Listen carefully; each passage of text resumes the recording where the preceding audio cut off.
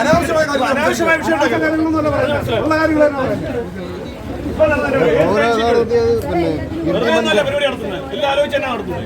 ഞങ്ങളിവിടെ കേട്ടോണ്ടിരിക്കുന്നത്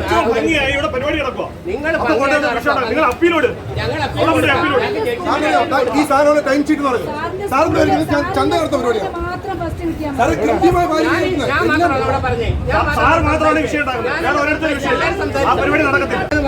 ഓരോ മേഖലയും ബന്ധപ്പെട്ട് അതിന്റെ ക്വാളിറ്റി ഉള്ള ആളുകളായിരിക്കണം, ക്വാളിഫിക്കേഷൻ ഉള്ള ആളുകളായിരിക്കണം. അല്ല, ഞാൻ രാവിലെ മുതൽ 5 മണി വരെ അവര് തന്നെ എല്ലാ ഐറ്റത്തിനും മാർക്കറ്റ്. ഇവിടെ ഈ പ്രോഗ്രാം ഇവിടെ നടന്ന മുഴുവൻ ഭരതനാട്യത്തിന് വരെ മാർക്കറ്റ് ആയിരിക്കും. മിമിക്രിയായിട്ട് ബന്ധപ്പെട്ട് എന്താണ് അതിന്റെ കാര്യങ്ങൾ മനസ്സിലാക്കും.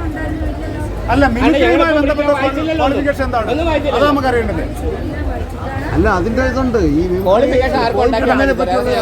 അല്ല, അവര് തന്നെ ചോദിക്കുന്നത് കേട്ട് മിമിക്രിയുടെ ജഡ്ജസ് ഞങ്ങളാണോ ചോദിച്ചതാ. മിമിക്രിയുടെ ജഡ്ജസ് ഞങ്ങളാണോ ഞങ്ങൾ കേട്ടോണ്ടിരിക്കുക. മിമിക്രിയുടെ ജഡ്ജസ് ഞങ്ങളാണോ ഈ രീതിയിലാണ് ഒരു പരിപാടി സംഘടിപ്പിച്ചത്.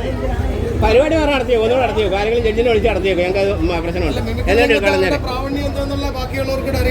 ഞാൻ എന്താണ് മിമിക്രിക്ക് വേണ്ടുന്ന മാർക്കിടാൻ വേണ്ടുന്ന മാനദണ്ഡം എന്ന് പറയട്ടെ, ഞങ്ങൾ പൊക്കോളാം.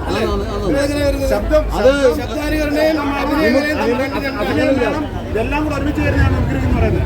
ശബ്ദം മാത്രമല്ല മിമിക്രി എന്ന് പറയുന്നത്, എല്ലാം കൂടെ ഒരുമിച്ച് മിമിക്രിയെ പറ്റി അറിയാവുന്ന അതിന്റെ നിബന്ധനകളുണ്ട്. മാർക്ക് വായിക്കാൻ ഇവിടെ ആരും ഇരിക്കുകയല്ല. രണ്ടാമത്തെ സാറ് എല്ലാ ജഡ്ജ്മെന്റ് പറയുമ്പോഴും അദ്ദേഹം രഹസ്യ സ്വഭാവത്തിലാണ് മൈക്ക് യൂസ് ചെയ്യുന്നത്. പറയുന്നില്ല.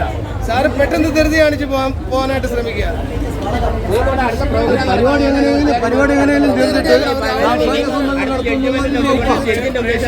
ഞങ്ങൾക്ക് അത്രേ ഉള്ളൂ.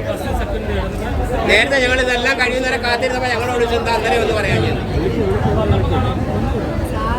സ്റ്റേജിലെ പെർഫോമൻസ് സേഫ് ആയിട്ട് അവര് സംസാരിച്ച് എല്ലാവരും ഇവിടെ കണ്ടോണ്ടിരിക്കുകയില്ലേ.